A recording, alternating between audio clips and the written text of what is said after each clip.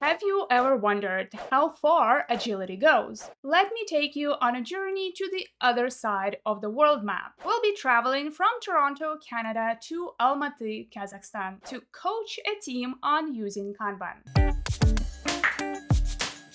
Hey, it's Daria here. Welcome. We see the words Agile, Scrum, Kanban used everywhere. It's the new way to work. Almost every company is jumping on the Agile train these days.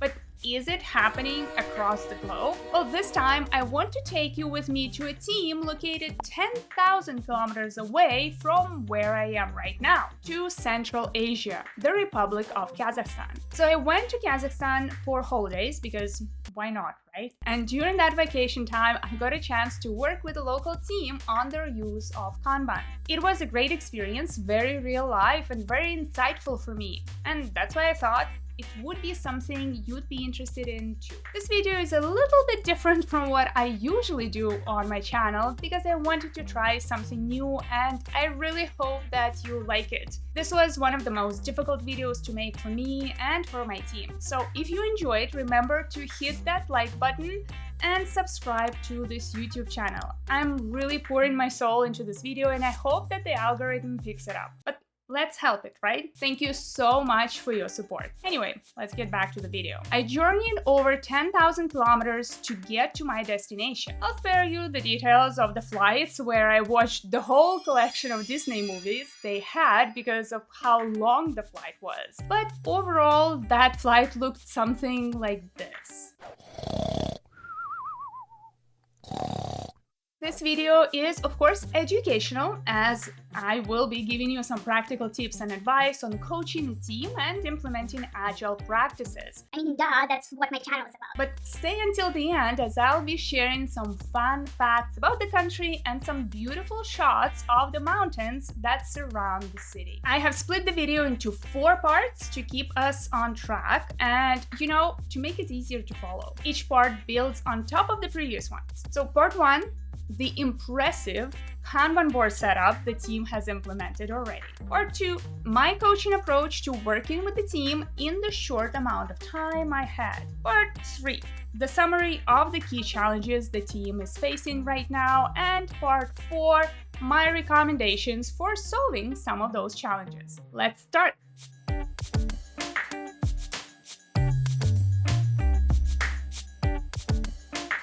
Well, as I said before, their setup really impressed me, so I have to explain it in detail. I'm sure you can pick up some new ideas for yourself to implement. Anyway, the whole setup included not only the Kanban board that showed the workflow and the processes, but also included the backlog of work on one wall and also rules and other notes on another wall. In total, the board took 3 walls of space, a lot of space. I honestly think it's the first time I've seen this kind of sophisticated setup, ever, and I'll tell you how they actually achieved it. I think the most impressive part for me was that they actually actively used it. But let's not get ahead of ourselves. Let me recreate the board. I mean, a simplified version at least. On the left-hand side, they had their backlog, very, very high level. They even had a section specifically for the technical debt. I don't think it's a good idea to separate the tech debt like this, but it's good that the list existed and it was visualized. Then, on the middle board, the main part, they had their workflow that went something like this: before analysis, implementation, demonstration to the client, refactoring, testing, and deployment. You also had a couple of post-deployment steps that sometimes needed to be tracked on certain projects. So there were IT validation and result analysis, but they were not really as active, kind of as something that the team would do on a regular basis, but they existed. They've defined a few rows for different types of projects because their work in progress limits were also applied on that level. Like, they would only work on a single project of a certain type at a time. And of course, they had a red line at the very top there that would usually be used for urgent tasks. Luckily, it was empty. At the end of their workflow, they also had a set of other tasks, some repetitive or non-development tasks that needed to be done and that would take time from the team, like meetings, training, or stuff like that. It didn't make sense to add those tasks on the main Kanban board, but the team wanted to track them somehow. Here's where I want to share a rule that they had. You see, every person had their 3 sticky notes per day they could distribute on different tasks. They considered each sticky note to be 2 to 3 hours of their time. Sometimes other tasks would take up some of that, so the person would be limited in the amount of time they could spend on development tasks on the main Kanban board, and that was easily visible. Speaking about the rules, they had them right there, explained for everyone to see. Not in detail, but some of the rules and some of the main ideas they were using on their board. Just an important disclaimer here. I am not showing these rules so that you can copy and paste them to your Kanban implementation. These are just examples of rules that one team has implemented. This is not a one-size-fits-all solution. There are some of the things that I disagree with, like sizing, for example, but I'm not really saying whether these rules are good or bad. They're just an example, so I hope you can take it as an insight and not just something that you can copy-paste to any situation. Daily Kanban. So as I mentioned, one of the impressive things, for me at least, was the fact that this Kanban board was actively used. We specifically came in for their daily Kanban. The team is quite big, but the meeting was finished pretty quickly. They discussed the progress since their last daily, updated the checklists, moved the tasks around, and the sticky notes representing each team member. They didn't just stare at the board and then went back to their seats. By the end of the meeting, the board looked different. And you might be saying to yourself, well, that's great when the whole team can be in the same space, but many people work remotely. Well, they have a tripod specifically for people joining on the phone. The phone shows the board, so anyone connecting online can see the changes being done live. Now, I want to share my favorite rule with you. It's about people being late to the daily Kanban. So they have a rule that if you're late to the meeting, you give out a token to the team, and they can use that token at any point in time to ask for a favor. It can be to go on a coffee run, finish up a menial task, or really anything else. The fun part is that some people are almost never late, so when it happens, those tokens become pretty much like rare collectibles. They're not actually used by the team, they're just stored for the future. One more interesting thing is that the work tracking doesn't only happen on the physical board. The team actually uses Jira too to gather some additional data and also use the reports and other useful metrics collected in the app. And they have 30 minutes after the daily Kanban to fill in their updates, which I found quite a great rule, to be honest. It's not the responsibility of one person to do the updates, but a responsibility of each individual to update their own tasks. And I believe they have a penalty for not doing it on time. I'm not sure what it is though. Well, that summarizes this part of the video about their Kanban board setup. Let's talk about my coaching approach.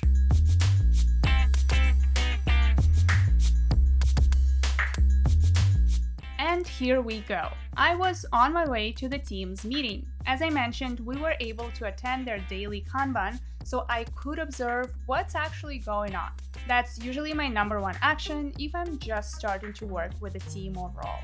And look at their lobby, it looks awesome, doesn't it? I didn't have a lot of time to really deep dive into their implementation, so asking the right questions and focusing on the main pain points was key. My number one question was, of course, what's your biggest pain point? Usually I would spend some time talking to each team member and observing them for a couple of weeks, and then I would be able to identify the pain points myself. Why I prefer to observe the team for a couple of weeks and come to my own conclusions is because often when you are in the middle of the process, you don't realize what the underlying reasons for your challenges are, and it's easy to fall into fixing the symptoms and not the problem itself. Since here I did not get a chance to really observe the team, I had to rely on their own judgment of what the problems are. I also needed to have a better understanding of their workflow and what various nodes on their board represented. This is where I noted that they have checklists attached to each column to verify that the step is actually fully completed,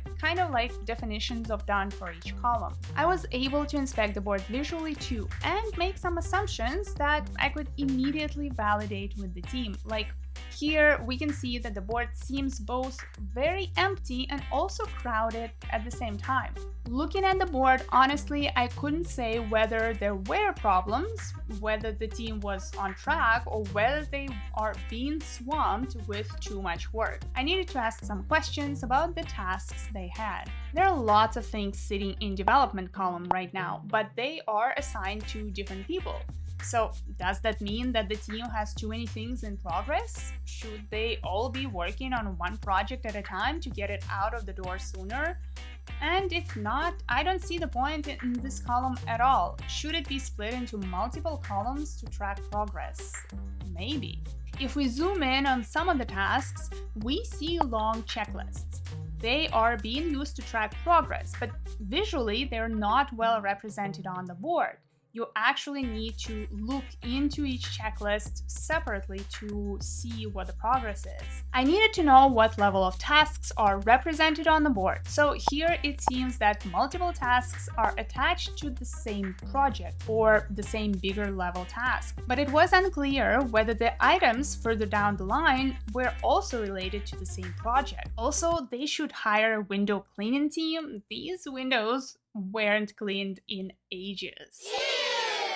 As you can see here, I was asking a lot of questions around their workflow, and that of course helped me understand it better. I was asking about their work in progress limits and how they are used. Sometimes just having the team explain their basic ways of working can help them figure out some potential improvements themselves, or even show which part of their setup are overly complicated. Maybe just the fact that I ask a question about a section of the board can show that it needs some changes. Of course, like, why do you have multiple rows apart from the red line? Or why do you use checklists instead of individual sticky notes for each task? And of course, questions like, how do you know you're still on track?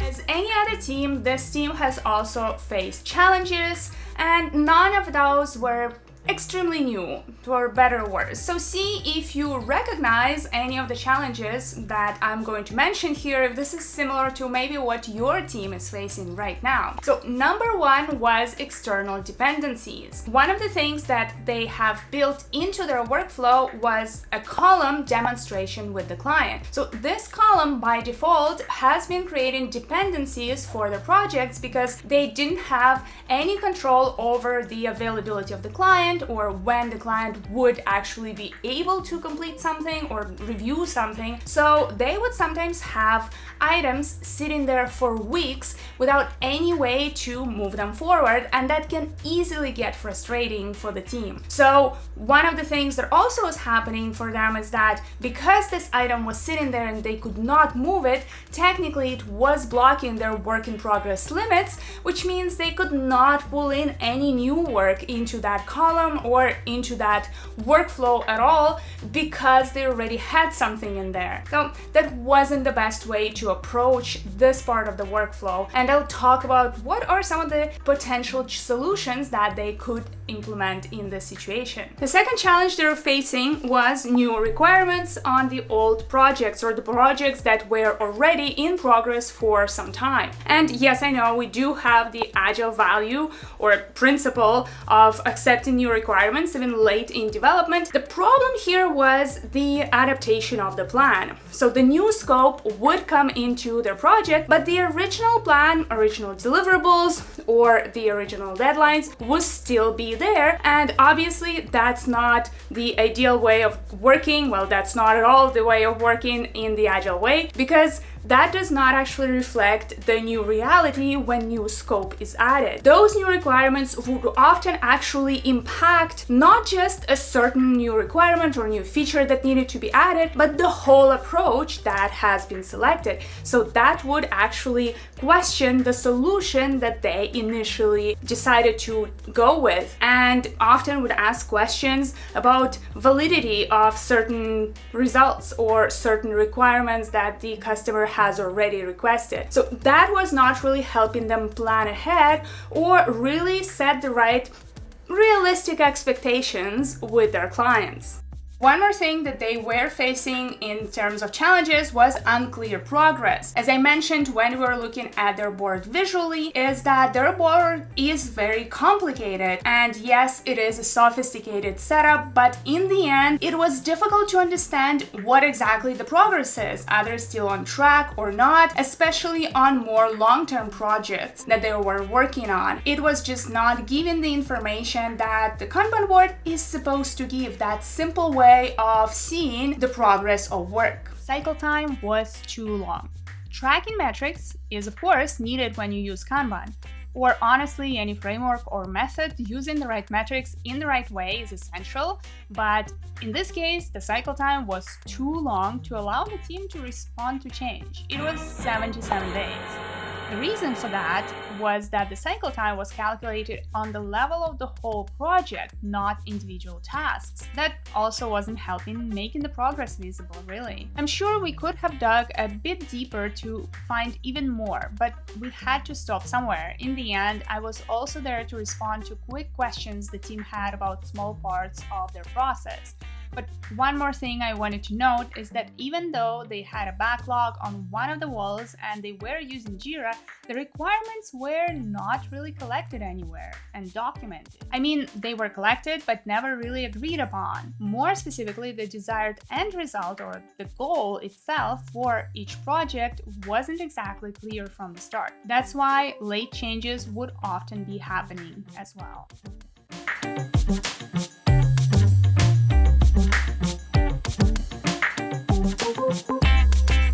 After getting as much information as I could get in a short period of time, I jumped into solutioning. I definitely wasn't able to offer a ready-to-go solution in here because I didn't have a lot of time, but even if you had a lot of time, I'm not sure you would be able to just offer a solution that solves everything, of course.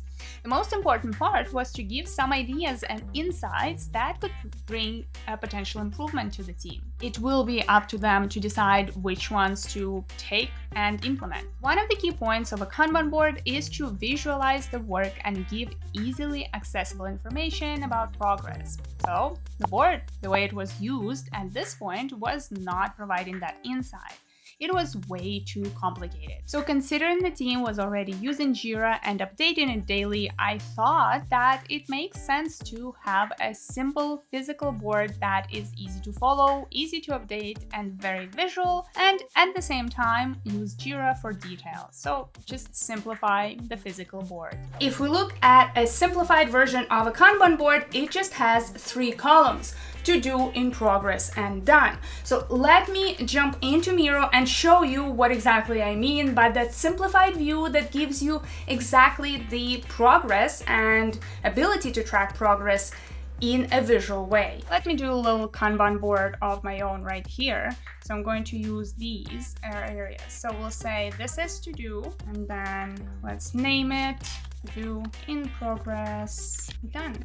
So if we use lanes to represent projects, we can do something like this. And then we can say that here, this is our project, or maybe Epic 1. And then the checklist can be represented by sticky notes. So this would be the actual tasks or subtasks. And then in the same way, we can do something for a different project. Maybe we'll represent it with a different color. Every task would move through the 3 stages: to do, in progress, and done. And once we move more and more tasks, we can see what the progress is. So we can see that on this project, we have 4 tasks, 2 have already been completed, 1 is in progress, and 1 is still in to do. Now it is clear how far we are from completing the project. And then when we find out new stuff, well, we start adding more and more sticky notes or more tasks to our list. And so when we look at the board once again, for example, when we added new stuff, we can see what the progress is, and we can see, well, we thought that we're still on track, but actually we no longer are on track because we have added new tasks. We can also add some information to help us keep track of the deadlines maybe, and we can say what are the start dates and the expected end dates for a project. We can say start, then we can say in the same way. And if we are at the beginning of August and we see this kind of information on the board, we can see that, well, it takes us several months to get just a few tasks completed, so clearly we're not getting this project out before the end of August. While simplifying the physical board will help with visualization, the team still needs to have some kind of structure. That is why another recommendation I made was to use epics and subtasks to help with organization. Basically, it will allow to group work by project and track progress against bigger goal, rather than just individual tasks, but also give enough granularity to track the work on a daily basis. Every project can be marked as an epic in Jira, and under that epic, the team would create bigger tasks. The checklists for those tasks can be represented with subtasks. In Jira, it's easy to get organized in that way, and using the tool this way will also allow the team to collect additional metrics and use graphs like the epic burndown chart or release burndown and others. The use of epics can also help when discussing new requirements with customers. Since the whole project is tracked in one place, when new work is being added, it can also be tracked. When new requirements are added, discuss with customers how it impacts the plan and progress, and use graphs. For example, if we're using a burn down, new work will show a spike on the graph, or on a burn up, it will show on the top line. So as you can see, if we track the ideal line or a line based on our most recent progress, the due date will automatically move further. If you want to look into this topic a bit more, I recommend looking into my video where I explain various Jira reports. One more thing that I shared with the team is how to track those dependencies that they had no control over. So I suggested to take the dependencies out of their process because that was getting really frustrating for them and was not really representing the real work that was in progress at one single time. So they had a column that is called demonstration to clients as a column in their workflow. So instead of actually tracking it as a column, because, well, every time a project would get stuck there because it depends on the client when they will be available, well, instead I suggested to use a task and actually track demonstration to clients as a separate task that would be necessary task to be completed for every project. So yes, we cannot call a project really done until this task is fully completed, but this is something that we can add inside of our tracking and figure out when this is going to get done and not block the whole project and only use this task and move this task on our board when it's ready to be done, when we have access to the customers and they have time to actually do that demonstration and feedback loop. As promised, I wanted to show you some cool shots of the city and the mountains. And while I do it, I'll tell you a bit more about the country. Just some fun facts. Firstly, let's get one thing clear. The name of the country is Kazakhstan. There is no I in the word. Kind of like there is no I in team. Kazakhstan. So, it's not Kazakhstan, it's Kazakhstan. You saw me speak with the locals in another language. I was speaking Russian, of course. Even though they have their own language, Kazakh language, most of the people in the country speak Russian, which was quite handy, to be honest, since Kazakh and Russian are two completely different languages, and I wouldn't be able to understand a word of it, though they do use Cyrillic letters as well, alongside some Latin letters, so it gets confusing, to be honest. It was extremely hot there, around 40 degrees Celsius. Even in winter, the temperature doesn't drop as much as we would sometimes have in Russia. There are actually some places in the country that look quite like the parks in Arizona, like the Red Rock Canyon or the Grand Canyon. Can you tell the difference between these? We didn't get a chance to visit those places, but we went trekking in the mountains and the views were just amazing.